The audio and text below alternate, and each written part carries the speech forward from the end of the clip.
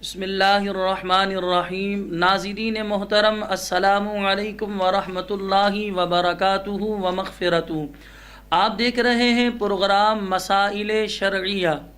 اس میں ہم آپ کو اللہ تبارک و تعالی کی ذات و صفات کے حوالے سے بتا رہے تھے۔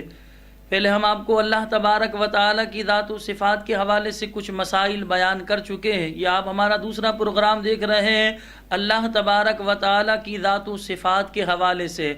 حیات، قدرت، سننا، دیکھنا، کلام کرنا، یہ اللہ تبارک و تعالی کی صفات ہیں۔ لیکن اللہ تبارک و تعالی کے لیے دیکھنے کے لیے جو ہے اللہ آنکھ کا محتاج نہیں، کلام کے لیے زبان کا محتاج نہیں، اسی طرح سننے کے لیے اللہ تبارک و تعالی کانوں کا محتاج نہیں ہے۔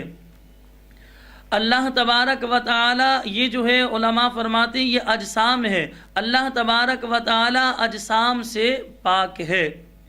اللہ تبارک و تعالی ہر باریک کو دیکھتا ہے، وہ چیز جو خوردبین سے بھی نظر نہ آئے اللہ تبارک و تعالی اسے بھی دیکھتا ہے۔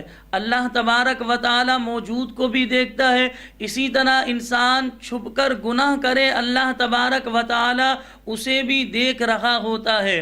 اسی طرح اللہ تبارک و تعالی نے جگہ جگہ کلام مجید فرقان حمید میں اس چیز کو بیان فرمایا ہے کہ اللہ تبارک و تعالی جو ہے دلوں کے خیالات کو بھی جانتا ہے، یعنی ہم دلوں میں جو منصوبے بنا رہے ہوتے ہیں، جو ذہن میں ہمارے خیالات آ رہے ہوتے ہیں، اللہ تبارک و تعالی اس پر بھی واقف ہے، خبردار ہے۔ ذرا ہمیں غور کرنا چاہیے، جو رب ہمیں رزق دے رہا ہے، جو ہمیں کھلا رہا ہے، پلا رہا ہے، آرام و سکون عطا فرما رہا ہے، ہم اسی رب کی نافرمانی کریں، اس کے دشمن شیطان کی بات مانیں، اللہ کو ناراض کریں اور شیطان کو خوش کریں۔ یہ عبارت ذہن میں بٹھا لیں، ہم یہ ہر وقت پڑھتے رہیں، اللہ مجھے دیکھ رہا ہے، اللہ مجھے دیکھ رہا ہے۔ جب ہم اس عبارت کو، اس بات کو ذہن میں بٹھا لیں گے تو شیطان ہمیں گناہ کی دعوت دے گا، گناہ کروانا چاہے گا تو ہمارے ذہن میں یہی بات آئے گی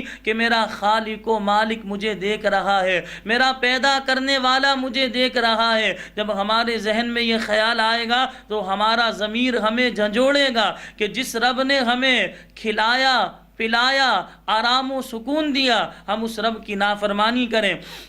اسی طرح اللہ تبارک و تعالی کا علم جو ہے ہر شے کو محیط ہے، گھیرا ہوا ہے۔ اللہ تبارک و تعالی کے علم سے کوئی شے، کوئی چیز باہر نہیں۔ ہم نے آپ کو بتایا کہ انسان چھپ کر بھی گناہ کرے گا، اللہ تبارک و تعالی اسے دیکھ رہا ہوتا ہے۔ بندہ مخلوق سے چھپ سکتا ہے، اپنے دوست و احباب سے چھپ سکتا ہے، والدین سے چھپ سکتا ہے، اپنے بڑوں سے چھپ سکتا ہے، لیکن یاد رکھیں بندہ اللہ تبارک و تعالی سے نہیں چھپ سکتا۔ حقیقتاً روزی دینے والا اللہ تبارک و تعالی ہے، لیکن فرشتوں کی اللہ تبارک و تعالی نے ڈیوٹی لگائی ہے، ذمہ داریاں لگائی ہیں۔ لیکن یہ بات یاد رکھیے گا، یہ بات ذہن میں بٹھا لیں، اللہ تبارک و تعالی جو ہے فرشتوں کا محتاج نہیں ہے۔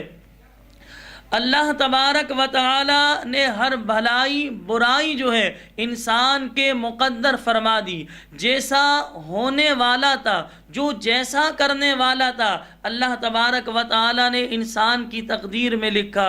علماء اسلام ارشاد فرماتے ہونا یہ چاہیے جب بندہ نیک اعمال کرے اسے من جانب اللہ قرار دے کہ یہ میرے خالق و مالک کا احسان ہے، اللہ پاک کا کرم ہے کہ اللہ تبارک و تعالی نے مجھے یہ نیکی کی توفیق عطا فرمائی۔ نماز پڑھیں، اللہ تبارک و تعالی کا احسان جانے کہ اللہ کا احسان کہ اللہ نے نماز کی توفیق دی۔ صدقہ و خیرات کریں، یہ اللہ تبارک و تعالی کا احسان جانے کہ اللہ تبارک و تعالی نے مجھے اپنی راہ میں خرچ کرنے کی توفیق دی۔ یہ بات ذہن میں کبھی نہ لائے کہ ہم جو ہے کوئی بڑا کام کر رہے ہیں یا معاذ اللہ اللہ پر کوئی احسان کر رہے ہیں۔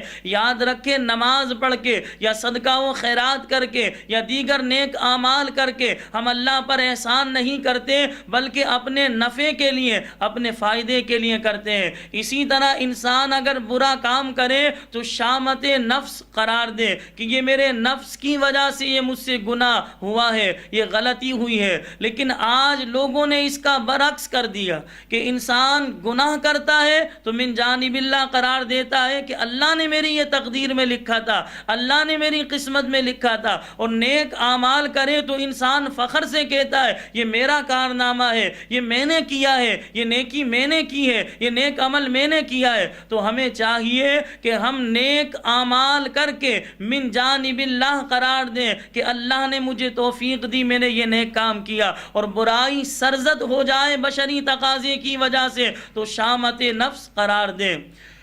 زید نے بھلائی کرنی تھی تو زید کے ذمے اللہ تبارک و تعالی نے بھلائی لکھی۔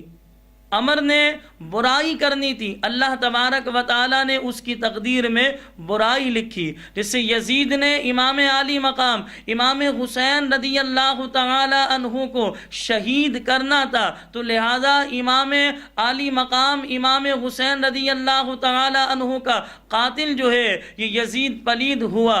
یزید پلید کے نامہ اعمال میں یہ لکھا گیا، تقدیر میں لکھا گیا کہ اس نے ایسا کرنا تھا۔ اور اسی طرح انسان نیک اعمال کرتا ہے، اللہ تبارک و تعالیٰ کو پتا تھا کہ یہ نیک اعمال کرے گا، یہ نیک کام کرے گا، اللہ تبارک و تعالیٰ نے اس کی تقدیر میں نیک کام لکھا۔ اللہ تبارک و تعالیٰ کی پاک بارگاہ میں ہم دعا کرتے ہیں کہ اللہ تبارک و تعالیٰ ہمیں صحیح عقائد پر قائم رہنے کی توفیق عطا فرمائے۔ اللہ رب العالمین ہم سب کو صراط مستقیم پر چلائے، اور اللہ ہم سب کو اپنی اطاعت و فرما برداری کی توفیق عطا فرمائے۔ وآخر دعوانا ان الحمد للہ رب العالمین۔